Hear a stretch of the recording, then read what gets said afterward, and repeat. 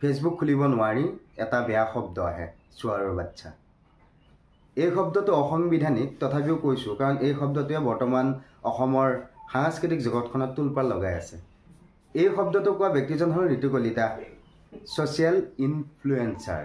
ঋতু কলিতাই যে গায়কসকলক ক'লে যে তেখেতসকলে কি কাৰণত 5ৰ পৰা 10 লাখ টকালৈকে মাননি লয় বা বিহুৰ সময়লৈকে কিয় ৰখি থাকে। বিহুটোতো বাপতিসাহোন বিহু, সকলোৱে বিহুৰ বাবেই অপেক্ষা কৰি থাকে।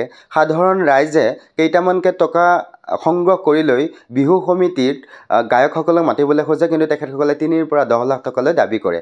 এয়া যুক্তিযুক্ততা ক'ত? এই মানুহজনৰ, ঋতু কলিতা নামৰ মানুহজনৰ ব্যৱহাৰখিনি ভাল নালাগে, কিন্তু তেখেতৰ কথাখিনিৰ কিন্তু বিষয়বস্তুখিনিৰ কিছু যুক্তিযুক্ততা আছে। কাৰণ সঁচা কথা যে বিহু অসমৰ প্ৰতিজন অসমীয়াৰ হৃদয়ত থকা এই উৎসৱটিত আমি সকলোৱে মিলি অকণমান টকা সংগ্ৰহ কৰি আমি গায়কসকলক আমন্ত্ৰণ কৰিবলৈ খোজোঁ, কিন্তু তেখেতসকলক যেতিয়া ফোন কৰোঁ তেখেতসকলে প্ৰথমতে 3ৰ পৰা 10 লাখ টকালৈকে মাননি সংগ্ৰহ কৰিবলৈ বিচাৰে। এয়া ৰাইজৰ পৰা সংগ্ৰহ কৰা ধন নহয়নে? তেখেতসকলে বিহুৰ নামত বেপাৰ কৰিবলৈ ওলোৱা নাইনে? এয়া নিশ্চয় বেপাৰে হয়। তেখেতসকলে নিজকে এটা মাহৰ কাৰণে আমি ৰৈ থাকোঁ। এটা মাহৰ কাৰণে আপুনি ৰয়, এটা মাহৰ কাৰণে কেনেকৈ ৰয়? ৰাইজক শুহিবলৈ নৰয়নে? আপোনালোকৰ শিল্পী সমাজে যে এই ঋতু কলিতা নামৰ ব্যক্তিজনক এজাহাৰ দিছে, ভাল কথা, অসাংবিধানিক বক্তব্য প্ৰদান কৰিছে, কিন্তু তেখেতৰ যি বিষয়বস্তু তাত এটা কথা উল্লেখ আছে যে আপোনালোকে বিহুৰ সময়ত অকণমান পইচা কমাই দি অন্য সময়ত বহুত বেছি পইচা ল'ব নোৱাৰেনে? হয়, কিয় ল'ব নোৱাৰে? আমিও ফোন কৰোঁ কেতিয়াবা শিল্পীক, যিকোনো শিল্পী বুলি ক'বলৈ আজিকালি যাকে তাকে শিল্পী ক'ব নোৱাৰি। গায়কসকলক ফোন কৰিলে তেখেতসকলে 3টা বা 2টা গীত গাবৰ বাবে যদি আমন্ত্ৰণ কৰোঁ বিশেষ উৎসৱত, তেতিয়া তেখেতসকলে 3টা গানৰ বাবে 1.5 লাখ টকা দাবী কৰে, 2টা গীতৰ বাবে 1.5 লাখ টকা দাবী কৰে, কেৱল ট্ৰেকত গান গাবলৈ। আমি কওঁ ট্ৰেকত গান গাবলৈ, 2টি গীত গাবলৈ আহক আপোনালোকে, সেই 2টি গীতৰ বাবে তেওঁলোকক 1.5 লাখ টকা লাগে। কি খৰচ হয়?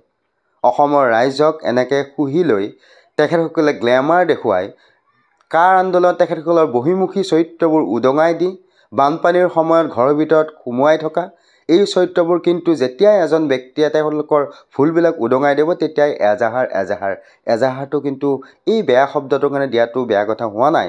কিন্তু শিল্পী সমাজে আজিৰ অসমত কিবা এটা যে অৰিহণা যোগাইছে, একো অৰিহণা নাই বুলি ক'ব খোজোঁ। প্ৰত্যেকজন শিল্পীৰ কথা কোৱা নাই, মই গায়কসকলৰ কথা কৈছোঁ। শিল্পী আছে, জুবিন দাহঁত আছে, এওঁলোকে বহুতো সহায় কৰে, কেমেৰাৰ আগত নাহে। এওঁলোকে যিখিনি ৰাইজৰ পৰা ধন লয়, ৰাইজৰ মাজতে আধা অংশ ভগাই দিয়ে। এয়া খাৰঘুলিত গ'লে সকলোৱে জানিব।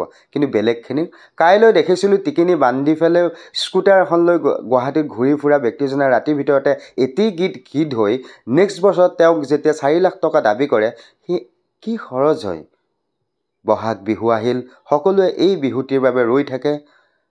কেৱল গুৱাহাটী, মঙলদৈ, শিৱসাগৰ, নগাঁও এনেকুৱাই টাউন চহৰাঞ্চল নাই, গ্ৰাম্য অঞ্চলো আছে। গ্ৰাম্য অঞ্চলৰ ৰাইজেও এই আপোনাৰ শিল্পীসকলক আমন্ত্ৰণ কৰি পেলাই নিজৰ জেগাত উৎসৱ অনুষ্ঠিত কৰিবলৈ বিচাৰে, কিন্তু এই যে ধন দাবী কৰে 3ৰ পৰা 10 লাখ টকালৈ, এইকাৰণে তেখেতসকলে আমন্ত্ৰণ কৰিব নোৱাৰে। আপোনালোকে বেলেগ সময়ত বহুজাতিক কোম্পানীৰ কিবা ফেষ্টিভেল থাকিলে তাৰ পৰা আপোনালোকে দাবী কৰি ধন লওক, কিন্তু ঋতু কলিতাৰ মতে ময়ো একমত যে আপোনালোকে এনেদৰে যেতিয়া আমাৰ হৃদয়ত থকা আমাৰ সপোন দেখি ৰৈ থকা এই বহাগ উৎসৱটো যেতিয়া আহিব আপোনালোকে অকণমান কমাই দিয়ক। প্ৰত্যেকজন শিল্পী, বহুত শিল্পীয়ে অটোটনত গীত গায় আৰু মঞ্চত গীত গাবই নোৱাৰে, কিন্তু ভেলুটো কাৰণে, ফ্ৰেছ ভেলুটোৰ কাৰণে তেখেতসকলে ইমান টকা দাবী কৰে। এইবিলাক নাপায়। অসমখন আমাৰ, অসমৰ মানুহখিনি আমাৰ, আপোনালোকো যদি আমাৰ হয় তেতিয়াহ'লে বিশেষকৈ বহাগ বিহুত অকণমান ধনৰাশি কমাই দি অন্য সময়ত আপোনালোকে ল'ব বুলি আশা কৰি মোৰ ভিডিঅ'টো সামৰণি মাৰিছোঁ।